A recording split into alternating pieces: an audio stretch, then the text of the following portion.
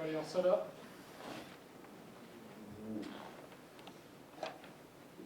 Take any questions? All right, take any questions at this time. Coach, we saw a lot of, kind of in the first week across college football, some of the targeting ejections that happened. I think there was upward of 10 or 12. Being that this is the fourth year now with the rule, are you surprised we're still seeing as many, or is it just one of those things that play is going to be pretty prevalent? Well, they're able to review it in the booth now to eject you. It used to be if they called it on the field, then they reviewed if it wasn't an ejection or not. So I didn't watch many games at all, so I don't know what games or what happened. But I do know that now they can pull you from the box on a review in a way because they're looking for concussion symptoms also.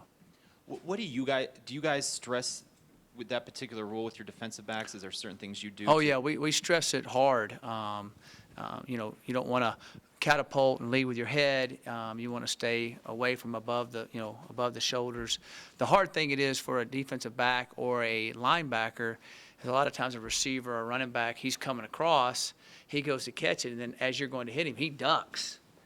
So they've got to be able to, tell that on video that, if the guy was in position. But if, when they're going up and they're jumping into him or if they're jumping into a quarterback to hit him high, that's different. You can't hit a quarterback low and you can't hit him high. You got about that much room to hit him. So you've got to find a way to do that. And we've worked on it, and we have a tackling dummies that we make sure that they're hitting. And, we do work on it, and our kids are conscious of it. Mike, you mentioned after the game the other day you'd be interested to see how your team handles early success, and it's only a couple days. But how do you feel like the attitude they've come in with this week? Oh, they've been focused. They're working hard. Tuesday practices are always tough because you put the pads back on and you go at it. But we got a lot accomplished today in practice. And the guys that were beat up a little bit, they've all been getting into the training room, being very conscious of doing that.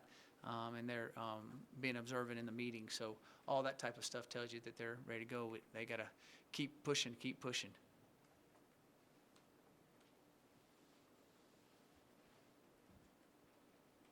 You talk about a lot of the FCS upsets that have taken place when you prep your team for a game like this? Well, all we have to do is tell them that the head coach, Mike Kramer, the head coach of Idaho State, was the head coach of Montana State when they beat Colorado here. And we've already shown them that game. Showed them some highlights of it and everything to make sure they understand. He's a heck of a coach. He's won everywhere he's been. And he's not afraid of coming in here. I know that.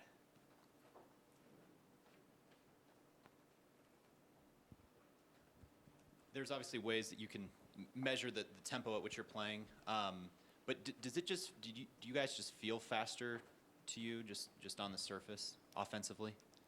As far as the tempo of the Yeah, offense? I'm sorry, the tempo. Yeah, we've implemented a couple things that help us go a little faster, communication and signal-wise, and then our kids are in excellent shape and keep pushing at it. So kind of get the rhythm going there, and it's all about getting that first down.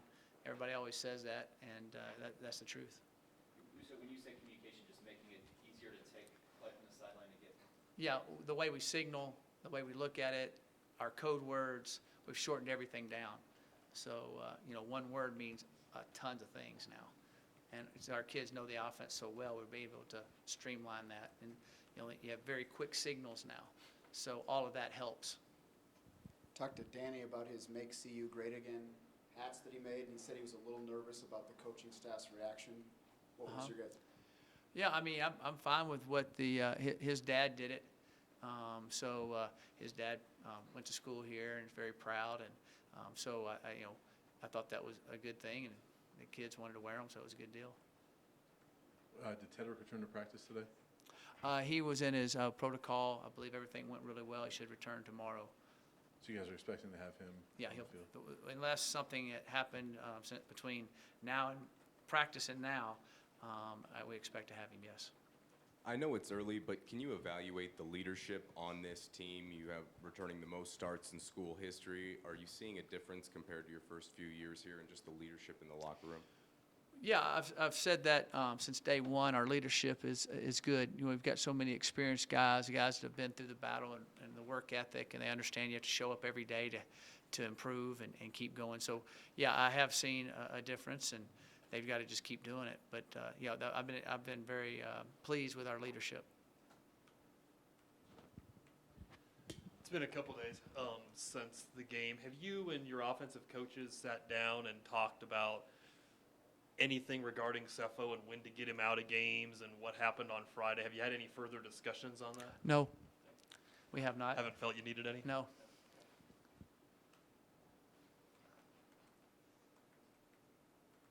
Any other questions? Question right here. Very up-tempo game versus CSU. I don't know if you're going to tip your hand, but do you expect that to see more of that, in particular with Idaho State, and do you perhaps expect that to be perhaps a trademark of this team for this year, that pace that you came out with? Yeah, we're going to try to go at a fast pace, and if we're able to move the ball on the opponent and keep it going at that speed, we'll definitely want to keep doing that. Yes, that's something we want to do. Is there something you learned from running up-tempo against Colorado State from that game? Well, we ran up tempo last year. We were more effective. We completed more balls. We had more runs that hit. We were more precise in our blocking. More precise in our routes. We've just kept improving. So, you take one bad if you have one bad throw, or you have one bad route, or you have one bad block, it throws off all the timing. So you got to keep the energy going, and you've got to be more precise. And I think our team is more precise in some of those areas. Can you speak about Jeremy Irwin, his return, and the general state of the offensive line? Jeremy played well in his first game back. He was excited after the game was over. Felt good in the game. And, our offensive line, I thought, played well. We got a lot of improvement to do when you watch the tape. But I thought they played, well enough for us to keep our offense going, but we're going to have to keep improving. Mike, Coach Barnett, I think, late in our broadcast, officially started the Kyle Evans fan club. By the way, he's pretty high on Kyle Evans. Give us a couple of comments about what you saw from him and what makes him kind of tough to bring down. He seems to kind of disappear out there at times, doesn't he? Yeah, he's pretty short. I saw his dad at our stampede we have the night before the game. He came up to me and said hi and talked to him. He was all excited and, thanked me for guessing. No, your son earned it. It wasn't anything given to him by him. I said, he's a really good football player. And it's kind of funny. So I saw Kyle. I said, Kyle, I saw your dad. He goes, yeah, he's shorter than me, isn't he? And so, Kyle is a very good runner. He's very strong. He's very powerful. Pound for pound, he's extremely strong. If you ask Drew Wilson, he is powerful. And he's also explosive and has good vision. And so he's just kept working and working and working, and improved into a really good football player. He was good before. His senior year, he got hurt, so he didn't really get to play a senior year in high school. So that hurt his recruiting aspects of it. But I knew about him from when he was younger, and I was glad that he had decided to walk on here. He's from the San Jose area and went to Archbishop Mitty High School. And so we're excited to have him. He's a really good runner, and he'll be running the ball for us. Mike, as an old D-backs coach, do you have a special appreciation for what Chidobe Awuzie is accomplishing, in his first game in his career here? Oh yeah, Chido's an excellent player. He can do so many things, and he just needs to keep playing, keep going. But he's a very versatile. I don't think I've been around one as versatile as him that could play all three spots and you don't even blink. Sometimes you can move a guy there and you're like, he'll be okay. You move the guy there and he's the best one out there on both sides of the field at whatever position you put him at, it seems like. And, very, very, very pleased with him. And, his work ethic, and, he's going to graduate here in December in 3.5 years, and just a special, special young man. Can you evaluate what you've seen from Idaho State on film? Their offense is just like Hawaii's was last year that gave us problems. And then their defensively, they run a 4-3 defense.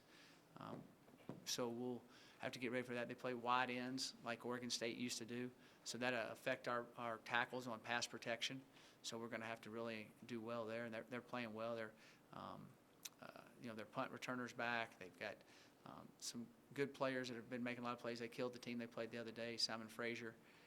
And so they're a good football team that come in here, like I said, ready to beat us.